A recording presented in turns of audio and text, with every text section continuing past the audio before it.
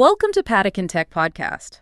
Glad to be here. This is a deep dive, and today we're dedicated to understanding the true core of high-speed performance. We're talking about the fundamentals and, more importantly, the driving process that separates the fast from the absolute fastest. We really are peeling back the layers on how the masters of motorsport operate.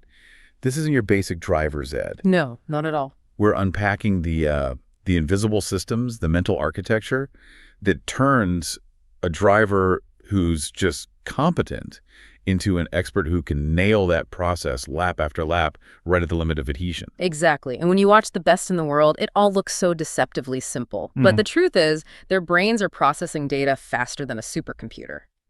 Our mission today is to give you a shortcut to understanding what they're doing. We're focusing on key insights like why being fast often means steering less and how your feet can be way more important for steering than your hands. Right. The ultimate question isn't just what to do. It's how do you process thousands of inputs instantly and then, turn that into physical action? To answer that, we have to start where it all begins. Where the rubber meets the road. Literally. The tire. Okay, let's unpack this. The fundamental constraint on speed. That little patch of rubber. The tire is everything. It's the only thing connecting thousands of pounds of machine to the asphalt.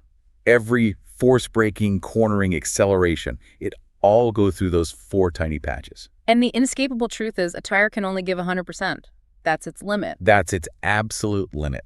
I keep seeing this idea of the traction circle come up. Can you just demystify that a little? For someone learning, what does that actually mean? Yeah, of course. Think of it like a budget, a really simple budget. You have 100% of available grip, and you can spend that budget on different things. Okay. So if you're braking as hard as the car can, you're spending that entire 100% budget just on slowing down, on longitudinal force. Leave nothing left for turning. Zero left for turning.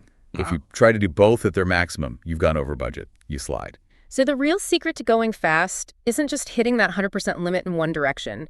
It's about living right on the edge of that circle, blending the forces. Precisely. If you follow that old, cautious advice, brake in a straight line, turn, then accelerate in a straight line, you're spending huge amounts of time inside the circle. You're wasting potential. So much wasted potential. The fastest driving is this smooth, progressive overlap of forces. You're unwinding the brake as you begin to turn. You're applying throttle before the wheel is even straight.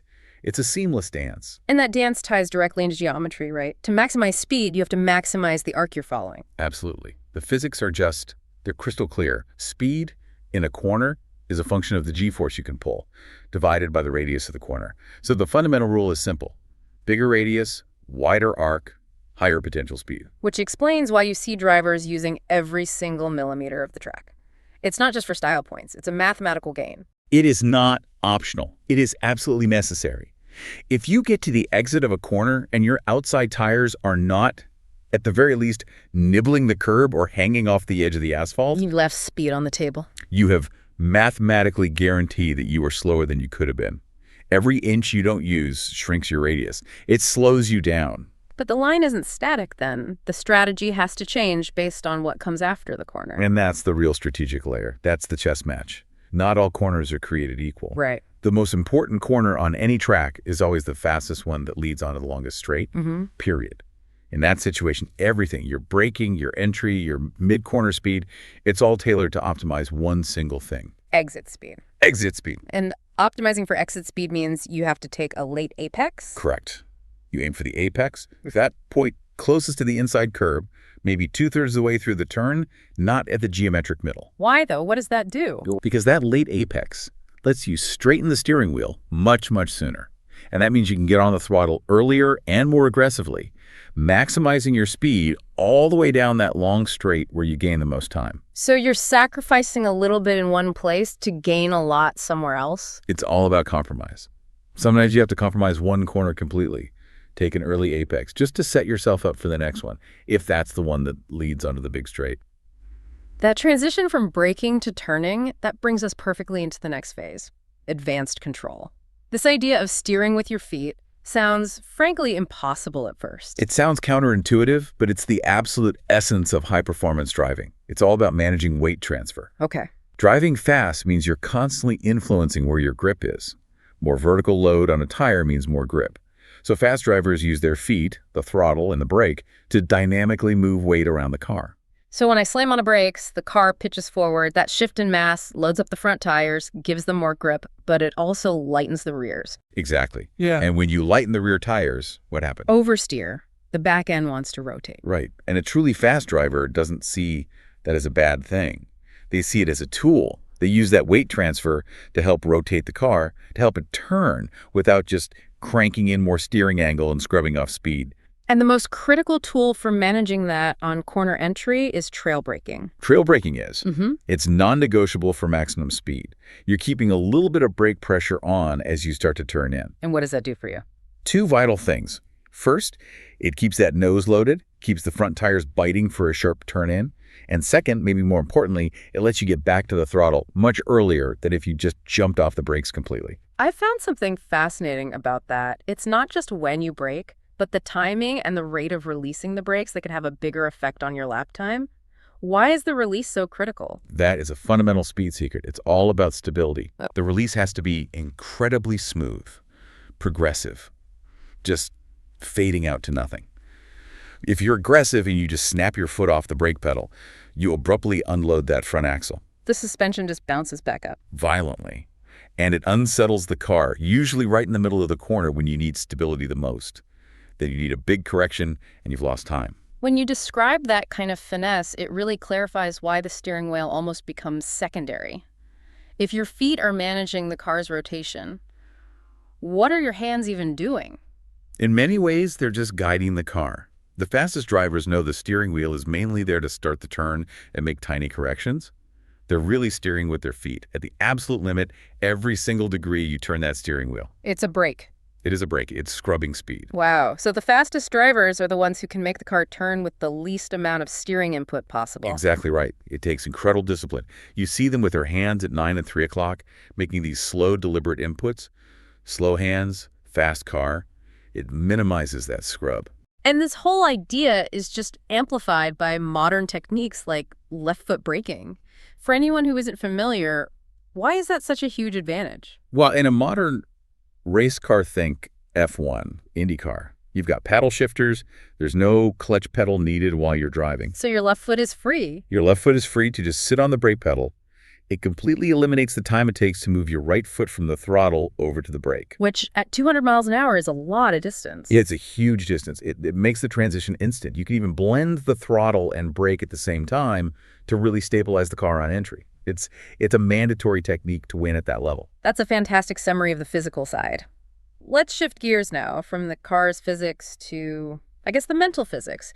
It's so clear that the physical act of driving is almost simple compared to the cognitive challenge. The brain is the most important part of the car. It's a high-speed computer taking in this enormous amount of sensory input, visual, auditory, and crucially kinesthetic feel. And it has to translate that into action instantly. And when you say kinesthetic input, you're just talking about that seat-of-the-pants feel, right? The G-forces, the vibrations. That's exactly it. It's feeling the rear tires start to slip through the base of your spine before your eyes can even confirm it. And a great driver learns to process all that data through what we'd call an expanded field of awareness. So they're literally seeing more than the rest of us. They are.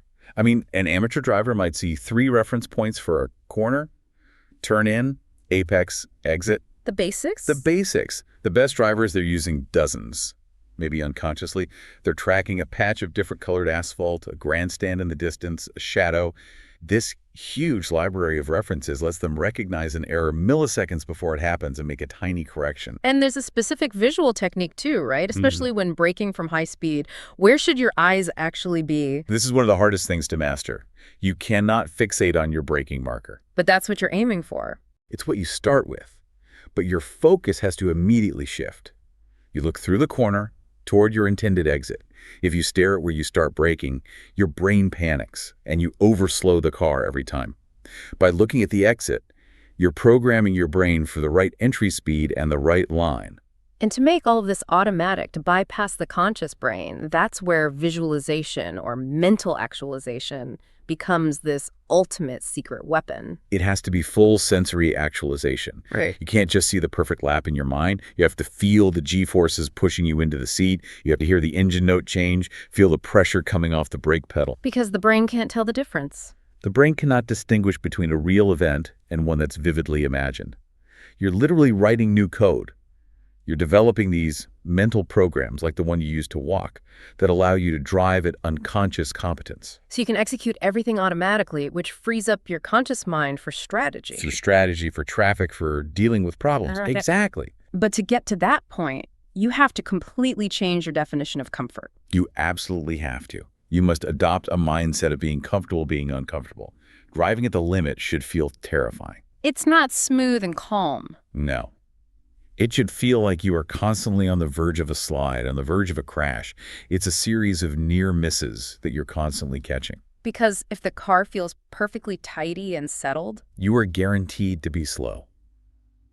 If you finish a lap and the car never stepped out of line, never needed a correction, you'd left a massive amount of speed on the table. The best drivers are really just the best error catchers. That is just a phenomenal collection of insights. So the real secret isn't the car. It's establishing the right process that marries the technical understanding with that intentional mental programming. That's it. Success is about being assertive, not aggressive. It's about being relaxed under extreme pressure and fundamentally trusting the programs you've built, finding that 100% and just holding it there. And for you listening, this really shows that maximizing performance in any field is about marrying that deep technical knowledge with intentional mental development. You have to program your own subconscious for peak performance. Absolutely. The greatest competitors are the ones who learn how to learn faster than everyone else. They're constantly pushing their own belief systems, their own comfort zones. So a final thought for everyone. How often in your own professional challenges are you limited not by some external factor, but by the expectations and beliefs you've programmed into yourself? What one belief are you ready to stretch and maybe break this week?